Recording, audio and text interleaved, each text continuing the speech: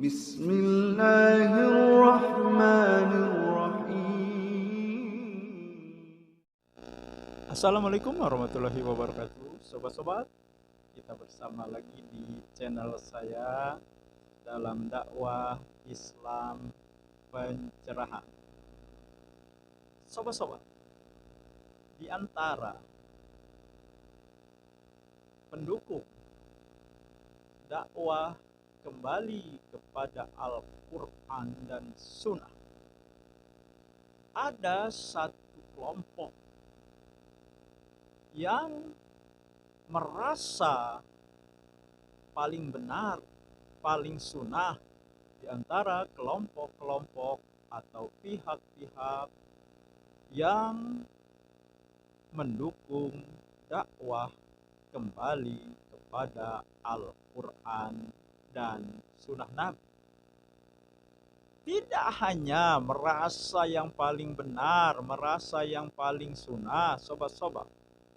Mereka juga memaksakan kehendaknya kepada kelompok-kelompok lain yang sama dengan dia, bermanhaj salaf dan berdakwah dengan merujuk kepada Al-Quran dan Sunnah serta memberantas TBC, tahayul, bid'ah, dan khurafat. Siapakah kelompok tersebut, sobat-sobat?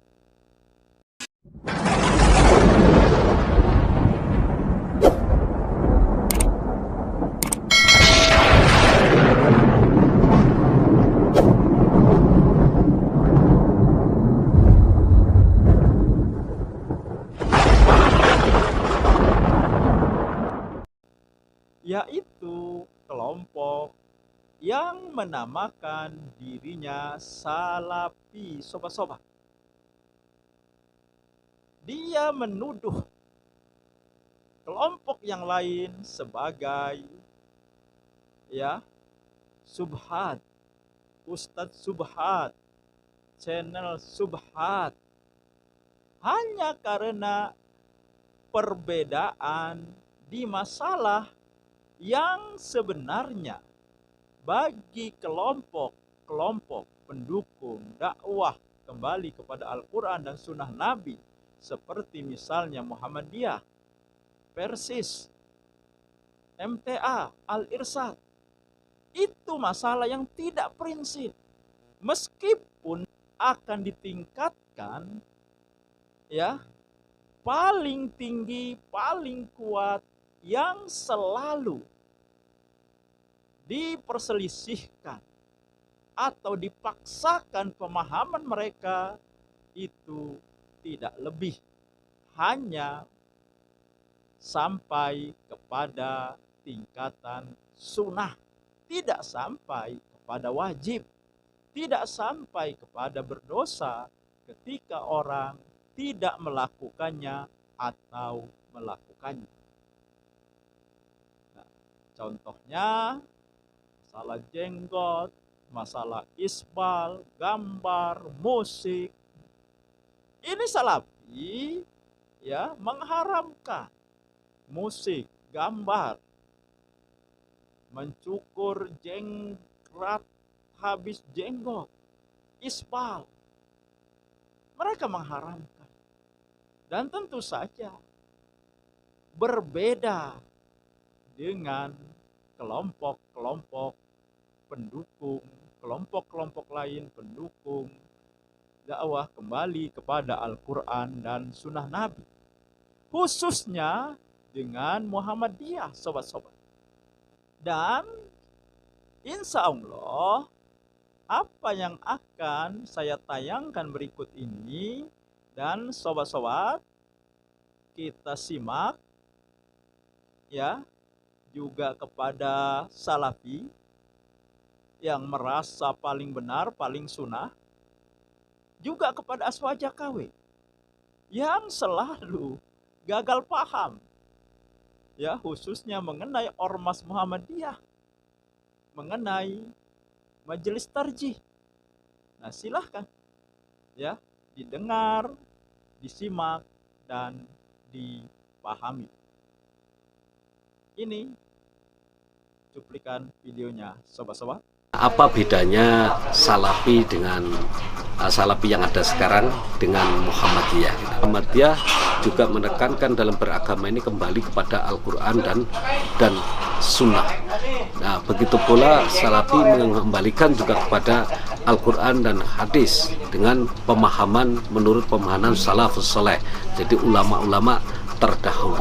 Bedanya dengan Muhammadiyah di samping kembali kepada Al-Quran dan Sunnah dengan pemahaman ya tetap merujuk kepada salafus soleh, tetapi juga mengembangkan dengan akal pikiran yang sejalan dengan ajaran Islam. Dalam perbedaannya di situ, karena Salafi dalam memahami Quran dan Sunnah itu secara tekstual, dan sedangkan Muhammadiyah tidak hanya sekedar tekstual, tetapi juga dengan kontekstual. Kalau dalam bahasa tarjih itu disebut dengan bayani, burhani, dan irfani. Kalau Muhammadiyah memahami tajdid itu adalah di samping pemurnian terutama dalam bidang akidah, ibadah, dan akhlak, itu merujuk langsung pada Quran dan Sunnah, tapi dalam bidang muamalah, yaitu pembaruan sejarah ini adalah mengembangkan potensi umat manusia yang ada sesuai dengan tuntunan dari Allah Subhanahu wa Ta'ala dan Rasulnya. Jadi ini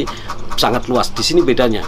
Nah, pemurnian yang diajarkan, yang dipahami oleh teman-teman Salafi adalah murni kembali kepada ajaran Rasulullah sesuai dengan pemahaman salafus soleh.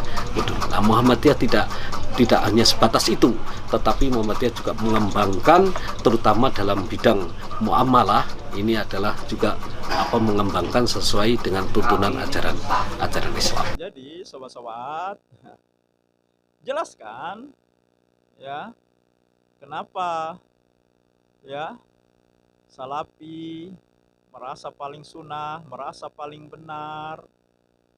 Ya, ternyata mereka ini memahami teksnya saja. Dan mereka tidak menggunakan akal pikiran mereka. Mereka tidak melihat kontekstualnya, termasuk ilat dari sebuah dalil atau sebuah hadis. Mereka hanya melihat teksnya saja. Mereka berhenti menggunakan pikiran mereka. Mereka menganggap ya apa yang dilakukan oleh Nabi dan para sahabat ya itu sudah cukup untuk mewakili ya bagaimana mereka mengamalkan ya bagaimana mereka bersikap terhadap perkembangan ilmu, pengetahuan, dan teknologi. Kan lucu sekali, ya, seolah-olah zaman itu, ya, berhenti 14 abad yang lalu. Seolah-olah kita tidak boleh lagi, ya, menggunakan akal pikiran kita. Cukup ya memahami teksnya saja, tapi lepas dari kontekstualnya. Dan itu berbeda dengan Muhammadiyah, sobat-sobat. Ya, Muhammadiyah selain tekstual tetapi juga kontekstual dan juga menggunakan akal pikiran. Nah, mungkin sobat-sobat, ini ada lagi cuplikan video yang lebih lengkap lagi, lebih bisa menggambarkan ya apa yang menyebabkan Salafi termasuk Aswaja KW gagal memahami gerakan Muhammadiyah. Ini cuplikannya sobat-sobat. Ada 10 perbedaan gerakan Salafi dengan Muhammadiyah. Pertama, perbedaannya adalah kelahiran Muhammadiyah itu dilahirkan secara terencana dan diketahui, tercatat dalam sejarah. Salafi tidak. Perbedaan yang kedua adalah Muhammadiyah berdakwah melalui organisasi dan sistem administrasi yang rapi dan modern, sementara Salafi tidak punya organisasi yang jelas. Ketiga adalah perbedaannya kepatuhan di Muhammadiyah kepada aturan organisasi. Nah, sementara di Salafi itu lebih kepada ustadz, jadi merujukannya pada individu. Perbedaan yang keempat adalah kepemimpinan dalam Muhammadiyah dipilih melalui muktamar 5 tahun sekali, sementara Salafi tidak memiliki muktamar dan forum musyawarah yang jelas. Dan perbedaan yang kelima, dalam menetapkan hukum Islam dalam berbagai hal di Muhammadiyah dilakukan oleh majelis tarjih melalui musyawarah mufakat yang dinamakan ijtihad jama'i. Di Salafi tidak. Di Salafi antara ustadz-ustadznya itu berbeda-beda fatwanya. Makanya sering terjadi juga di Salafi konflik internal antara satu ustadz dengan ustadz yang lain, antara satu ustadz menyerang ustadz yang lain, tapi sama-sama Salafi. Ustadz A mengharamkan, ustadz B membolehkan. Jadi ini juga satu hal yang lemahnya. Di Muhammadiyah tidak ada pendapat saya pribadi, itu bukan pendapat Muhammadiyah. Di Muhammadiyah apa pendapatnya? Baca keputusan tarjih. Perbedaan yang keenam, Muhammadiyah memahami Al-Quran dan Sunnah secara tekstual maupun kontekstual, sementara teman-teman kita di Salafi itu banyak terikat dengan tekstual sekali. Muhammadiyah menetapkan sholat tarawih dengan 11 rakaat dengan pola 4-4-3, itu tarjih. Sementara teman-teman kita Salafi cenderung kepada 2-2-2-3, ada juga 2-2-2-2-1. Yang kedelapan, Muhammadiyah memberantas syirik dan bid'ah dengan sedikit lunak, toleransi dan fleksibel. Sementara teman-teman kita Salafi itu hitam putih. Yang kesembilan, perbedaannya adalah Muhammadiyah memiliki rumusan tujuan yang jelas. Salafi tidak punya tujuan yang jelas. Kemana arah kajian-kajian itu? Apakah hanya sekedar mendakwahkan orang salat seperti Rasulullah, cuma sebatas itu? Lalu bagaimana dengan masalah sosial, pendidikan, kesehatan, ekonomi? Nah, itu beda. Jadi kerja Muhammadiyah itu banyak, luas sekali. Nah, jadi kalau ada kekurangan-kekurangan di Muhammadiyah itu yang kecil-kecil, itu sangat wajar. Tapi Salafi tidak ada program mau apa Indonesia ini, itu nggak ada programnya. Tidak ada program yang tertulis. Misalnya ustadz ini lain bilang, ustadz ini lain bilang. Satu ustadz mengatakan kita tidak boleh berorganisasi, haram hukumnya. Rasulullah tidak berorganisasi. Satu lagi nggak apa-apa berorganisasi. Nah, jadi ini juga satu antara sesama ustadz juga saling terjadi perbedaan. Yang ke-10, yang terakhir, perbedaannya adalah Muhammadiyah memiliki pola gerakan yang terstruktur dan sistematis. Nah, mengapa Muhammadiyah itu hidup sampai 110 tahun sampai sekarang? Muhammadiyah itu bukan semakin hilang, semakin besar sampai ke luar negeri. Makanya kita di Muhammadiyah ini santai, pelan-pelan, ikhlas, tapi tujuannya jelas. Nah, inilah mungkin yang bisa kita perbedakan. Ini tujuannya Bapak-bapak dan Ibu-ibu, bukan untuk memilah-milah, memfirqah-firqahkan kita, tetapi kita sebagai warga Muhammadiyah, kita juga jangan cepat tergoda dengan gerakan-gerakan dakwah yang baru. Gerakan dakwah yang baru itu kadang-kadang itulah seperti mendung tadi. Memang betul megah, satu saat itu megah, bagus begini. Tapi kan dia nanti akan hilang. Kemudian tidak ada yang bertanggung jawab terhadap gerakan itu. Mau kemana, bagaimana metodenya, itu tidak ada yang bertanggung jawab. Tidak ada yang bisa bertanggung jawab. Kalau Muhammadiyah ada yang bertanggung jawab. Kita ada pimpinan cabang, pimpinan daerah, pimpinan pusat dan wilayah, pimpinan pusat. Itu ada yang bertanggung jawab. Apapun persoalan sampai ke tingkat ranting, kalau tidak selesai di cabang, itu ditingkatkan daerah, daerah ke wilayah, wilayah ke pusat. Itu diselesaikan secara struktural. Jelas kan sobat-sobat? Ya, semakin jelas kan?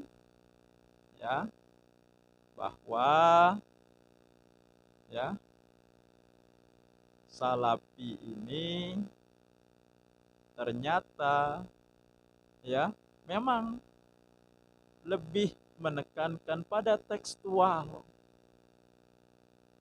Mereka menafikan penggunaan akal pikiran dan jadi terkesan sempit dan ekstrim. Mereka tidak fleksibel. Mereka ya menilai sesuatu secara hitam putih. Mereka menganggap apa yang tidak dilakukan Nabi itu bid'ah.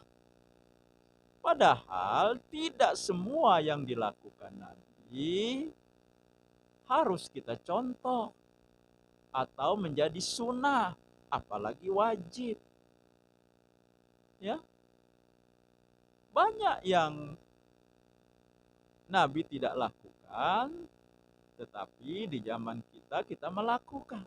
Semoga ini ya dua cuplikan video ini memberi pemahaman yang utuh, ya khususnya kepada Salafi dan oknum-oknum Salafi, ya yang selalu memaksakan kehendak dengan pemahaman mereka yang sempit, kaku, dan hitam putih. Hanya ya menganalisa dari satu aspek saja, yaitu aspek tekstual. Demikian sobat-sobat, semoga ini menginspirasi dan mencerahkan. Nasrum minallahi wa fatun qarib. Wassalamualaikum warahmatullahi wabarakatuh.